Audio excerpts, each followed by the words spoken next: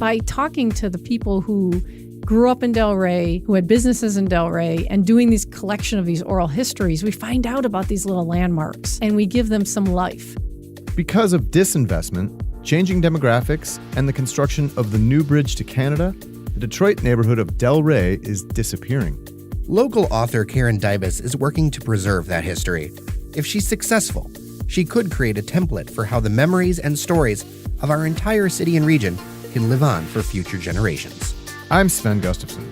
This is a conversation edition of Your Daily Detroit for April 24th, 2019. And I'm Jer Stays. Join me for that conversation after a quick word from a sponsor. The Daily Detroit podcast is brought to you in part by Milo Digital. Milo Digital is a full-service digital marketing agency that engineers quality results through data and innovative strategies. Learn more at milodetroit.com. Take it away, Jer. Karen, welcome back to the show. It's wonderful to have you as a repeat offender. Honored as always. So you have your hands in yet another project. To give people background, this woman has written a book on potato chips. She has been a journalist for the Detroit News. She has done tons of amazing things. And here she comes with yet another interesting thing to help people remember a Detroit neighborhood that I think we're going to mostly lose soon, aren't we? What's happening? Well, this is part of this long-ranging project I hope to create that would affect other Detroit neighborhoods too, that could replicate it. How do you preserve the memories of a place like Boston Edison, Brightmoor, in this case, Delray? And it's done through the residents being able to record each other's stories, be able to take some sort of collective place to store maybe old family photos and films and pass it along to future generations. You know, maybe it can be stored at the Detroit Historical Museum, maybe the Ruther Library, whoever will hold on to it, and the neighborhood having a copy to keep permanently. And so Delray is kind of the test subject for this, but I think it could be replicated. So I'm calling these citizen archives. So let's start with the beginning, if you will, specifically around Delray. Why is that neighborhood so special? For me, it's special because it dates back to the late 1800s. And so you've got really the turning point of Detroit, where it goes from farm and fur trading to industrial on steroids. You have all the different things that they made, from cigars to iron stoves, then turns into cars and high tech and everything we're doing now. So that turn of the century is fascinating to me. And Delray is really a great example of a small community that was largely like farmers and fishermen right on the Detroit River, converting over to massive factories, everything from GM's old Fleetwood plant. You got the wastewater treatment plant. You have umpteen number of small factories along the riverfront. And it becomes a huge cultural and ethnic landing place for all the immigrants coming into the city as well. So you have all these factories, you've got all these people, this true mosaic of Detroitness is all symbolized in Delray. So it's like southwest Detroit, along the Detroit River by Fort Wayne. And it's, a few square miles, but it was a village before it got annexed into Detroit. So it truly symbolizes this independent spirit, this can-do attitude that, to me, is everything the city represents. And people forget that there were actually quite a few villages that were annexed into Detroit. Hamtramck is one that still exists, but there was Springwells. Parts of Grosse Pointe Township became the far east side. There was a variety of places that kind of got subsumed into the city, and then it just kind of stopped right around, the 1920s or so? Yeah. Where the city stopped expanding. And so those individual neighborhoods still have their character. One of the things when I talk to people about Detroit that I try to remind them, if your context is suburban Metro Detroit, a Detroit neighborhood is about the size of a suburb. Grandmont Rosedale is about the same population as Ferndale. And so you really cannot make Detroit as one thing. It really is a mosaic because it is so big, and those places have individual stories, which is one of the reasons why I think that your project's so interesting, especially if we can scale it up. And for people who don't know, Delray is where that new Gordie Howe Bridge is going to go. A lot of things are about to be completely demolished. Absolutely. When the Gordie Howe was located in Delray, they did it purposefully. Detroit in the 50s had more or less done the same thing to Delray that it did to Black Bottom. Instead of raising, though, the whole neighborhood, tearing it down, they industrialized it. They made it so that no more residential was going to go in Delray. Although they didn't inform the residents necessarily of that decision. It was done in a way to place all your big things that you don't want anywhere else got put there. And unfortunately, as a result of that, even though the community maintained a very strong cultural center, as you're noting, and had a lot of ties to what they wanted, things were put there to get them out of the way. So you had the wastewater treatment plant went in the late 30s. Then you had I-75 barrel through in the 60s. The plant started closing in the 70s, 80s, 90s. You had a lot of other issues with gangs and drugs and everything else that happened in any other big city all took place in Delray that caused both people to leave and for things to kind of fall apart. Well, then, rightly so to some degree, and I don't want to make anybody out to be a villain. This is just how it went. Delray was positioned for the Gordie Howe International Bridge. And it made sense because there was so much open land because of properties being devalued and so much was torn apart over the decades. So now over 200 structures have been torn down, from Kovach's classic bar to churches being shuttered to 4,000 trees have been completely removed. So it's a blank slate. They can put in this big campus of a international bridge span to compete with Matty Maroon's international span, the Ambassador. And the reason is simple. A lot of people wanted another option outside of the Ambassador Bridge and supporting necessarily that business. And this one will be run by Canada, more or less, with the state of Michigan's help.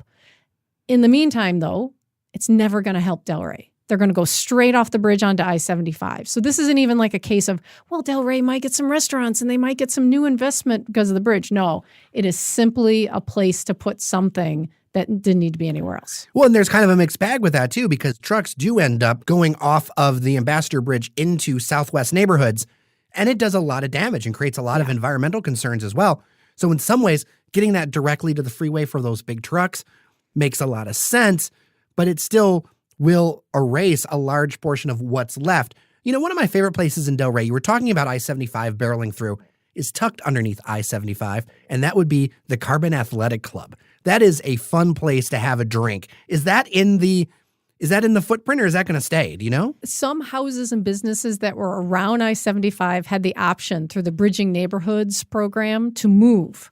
And so they were able to go to other parts of Detroit and be reestablished there. But places like the Carbon, no, they're fine. They're in that zone probably, but if they chose to leave, they could have done that or are in the process of doing that.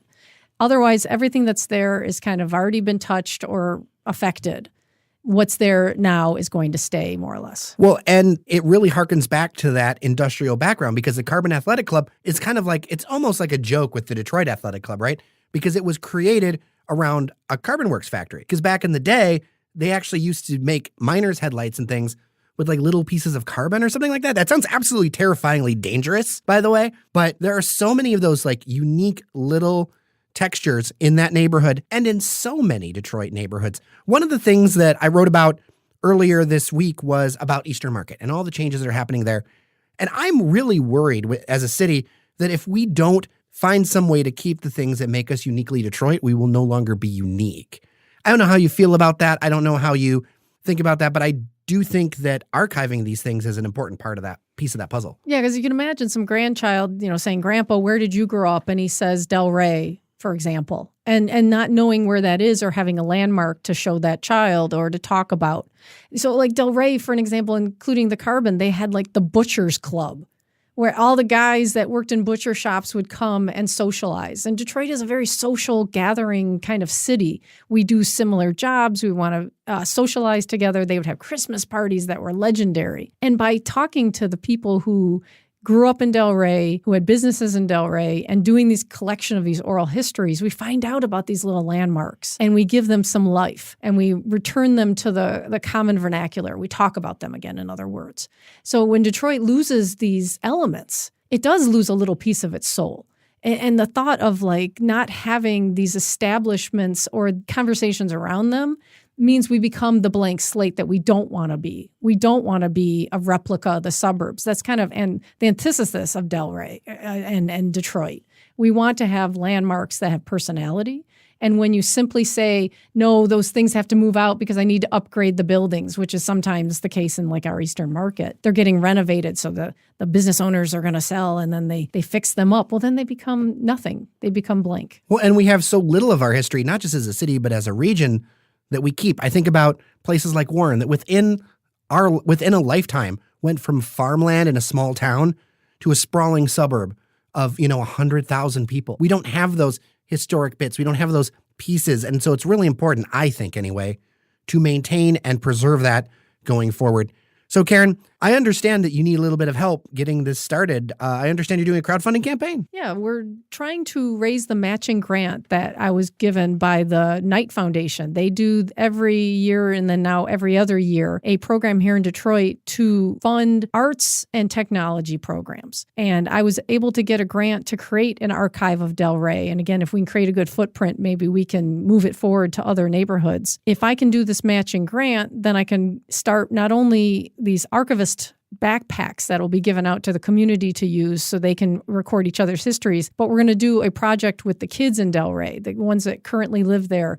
And it's a photography, art, literature, summer enrichment program that we're doing there at the Delray Community House. So I need to raise the funds to be able to release the grant monies from the foundation. If I can match that grant, we're going to spend some good time there in Delray, get these folks not only some support and some supplies they need, but also preserve this stuff going forward, the kids' artwork, the oral histories, the photography, films, everything else you can imagine that tells the story of Delray from the 1800s to today. Well, that's amazing. And where can people find that? So it's on the GoFundMe site. I created a page there for this. I call it Project Save, but the project itself is called Help Create a Delray Archive of Detroit Memories. And it's really about saving a little piece of Detroit, one neighborhood at a time. And we will, of course, have a link to this on dailydetroit.com and in the show notes.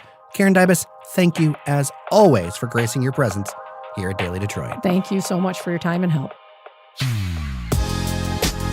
All right, great conversation. And to our listeners, thank you for listening. If you have a moment, I'd like to remind you that Daily Detroit is brought to you by listeners just like you.